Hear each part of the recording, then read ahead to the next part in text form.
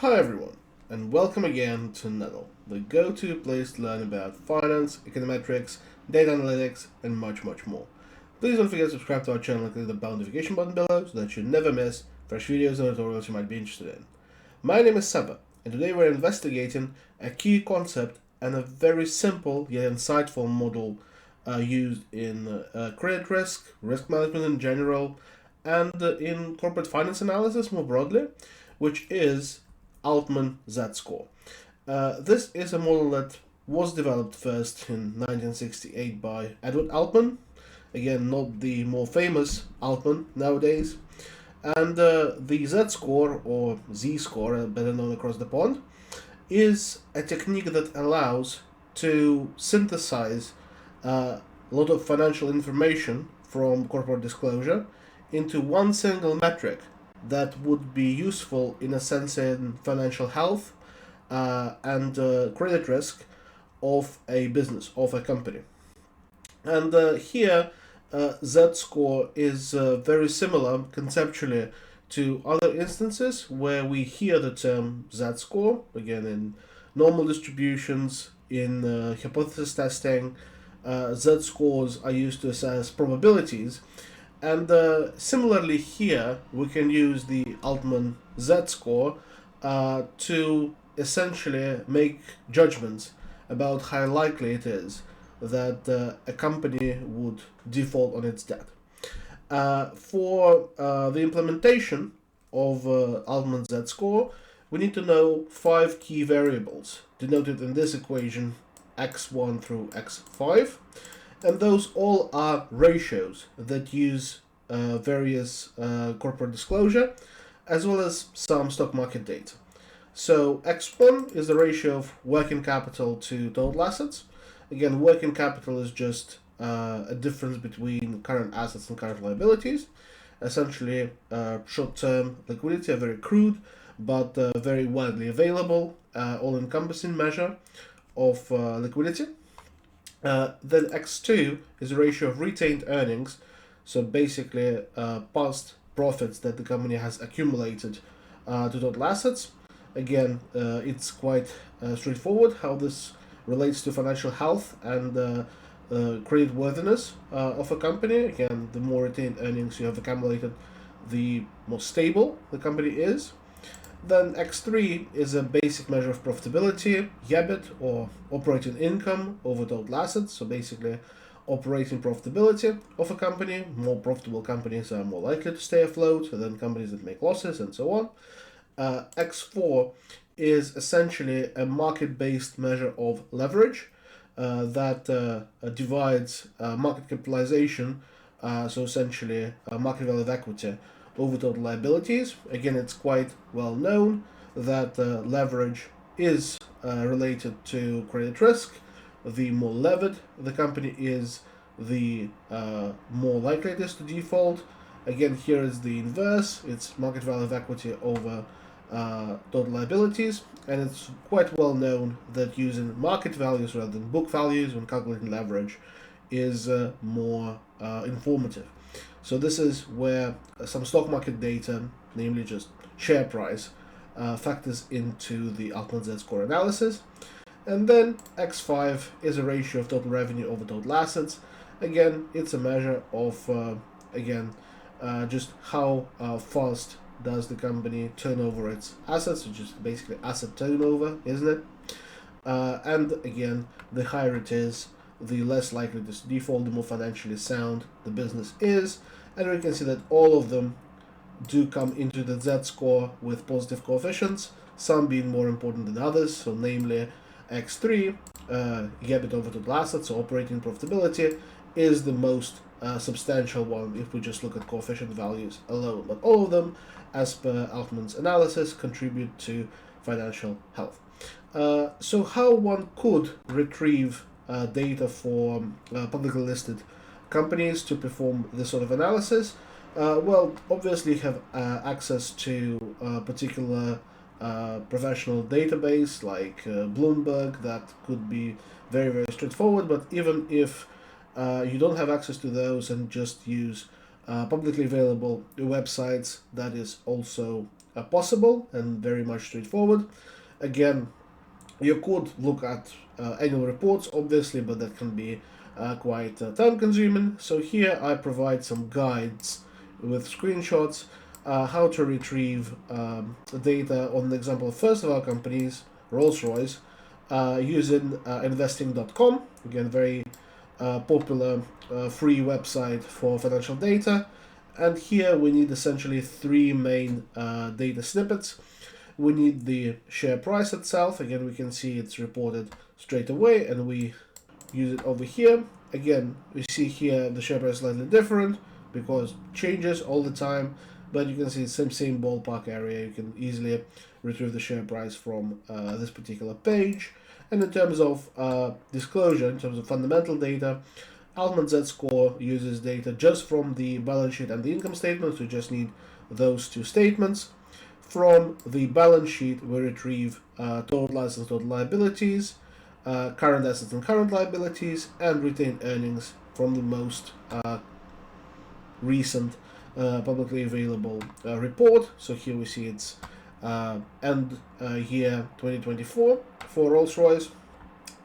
And from the income statement, we need to retrieve 3 data points. Again, here we need to look a little bit more detailed in the disclosure, namely because we need both the total revenue and operating income, which is also known as earnings before interest and taxes, or EBIT, as well as the shares outstanding that are provided in the income statement as a part of earnings per share calculation. So that's where it's quite easy to retrieve this data.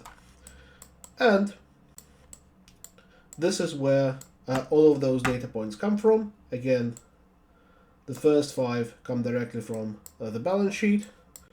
Then we've got those 3, revenue, EBIT, and shares outstanding, coming from the income statement. And we've got the current share price. And now we need some calculations before we calculate the X variables, X1 through X5, for the Altman Z-score. Working capital, again, it's total assets minus its current assets minus current liabilities. Again, short-term liquidity. We can calculate it for all 5 of our companies. In terms of market capitalization, we simply multiply our share price by the number of shares outstanding. Again, here our share price is given in pence. Those are UK companies. It's a very typical consideration when analyzing UK companies. Disclosures in pounds, share prices are in pence. So to analyze it a level playing field, we need to divide by 100. So to convert pence into pounds. Everything else is in million, a million shares. Fundamental data is million of pounds, so we've got everything comparable.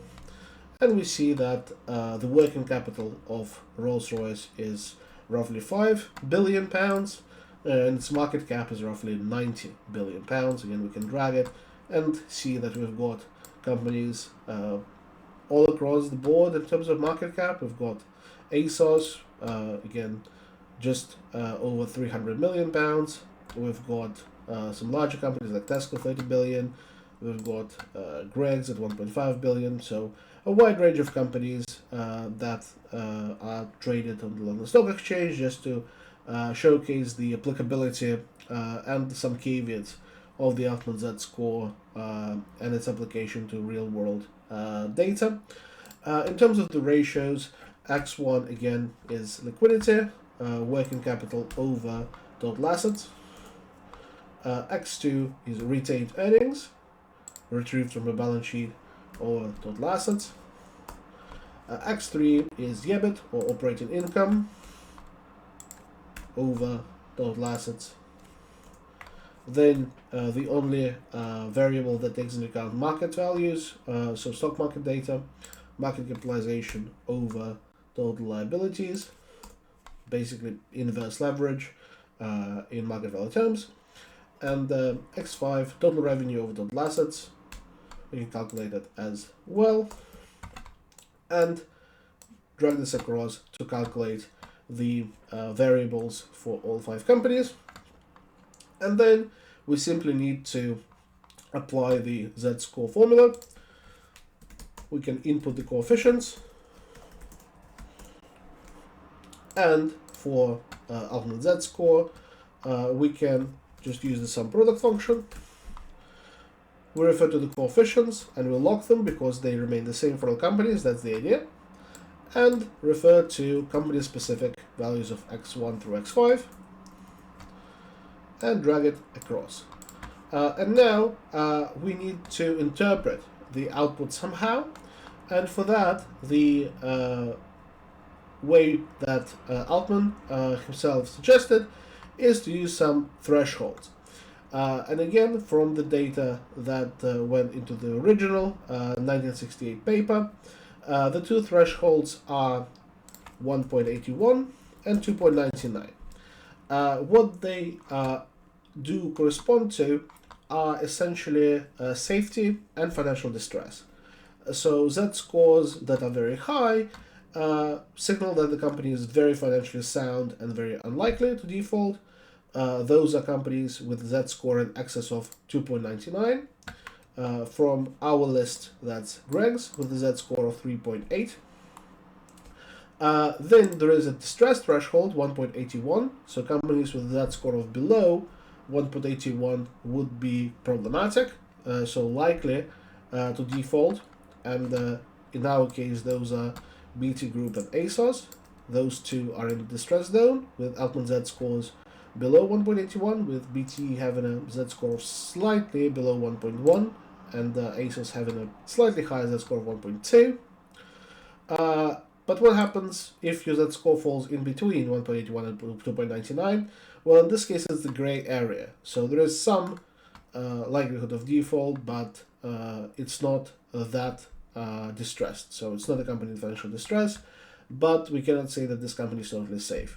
So what is quite useful in application of Altman Z-score is that clearly establishes those thresholds that allow, let's say, managers or investors to evaluate financial health. However, what is the problem with Altman Z-score? Well, first of all, we see that the interpretation of Z-score here is not necessarily how we are used to. So it's not convertible into probabilities, and well, it's not directly corresponding to Z-scores that we use when test hypotheses. So it's not like we can plug it into a distribution and evaluate the probability of default. We can just make some more qualitative judgments. But it's not even the most glaring issue with the Altman Z-score. First of all, those coefficients are retrieved for a particular context. Again, it's a 1968 paper, so almost 60 years have passed since. Perhaps something has changed. Perhaps some of those relationships have shifted drastically, and some other variables need to be added. Some might need to be dropped. Coefficients need to be reevaluated for a modern setting. That's one potential issue. Then it's important to understand what was the context that Altman proposed this model for initially. So the initial sample of Edward Altman was for manufacturing firms, so industrials essentially, and its generalizability across firms from other sectors can be questionable. For instance, the reason why BT Group is flagged up as a firm in financial distress is perhaps because it has, say, total revenue over total asset values, market cap over total liabilities values, and working capital values that are quite problematic by standard of an industrial firm or manufacturing firm, but it's a telecom, and telecommunication companies are characterized generally by thinner margins and higher leverage, which might not be taken into account by this crude model when you try to use a one-size-fits-all approach. So Altman Z-score still remains relevant as a starting point in understanding credit risk analysis and what variables are important for credit risk analysis and how to approach credit risk modeling, but unfortunately it is quite narrowly applicable and is quite outdated arguably, and there perhaps are better alternatives to it, which we will discuss in later videos. As for now, that's all there is for the application of Altman Z-score to real-world data, or an example of some UK companies. Please leave a like on this video if you found it helpful. In the comments below, make to see any further suggestions for videos you'd like me to record, and please don't forget to subscribe to our channel. Thank you very much, and stay tuned.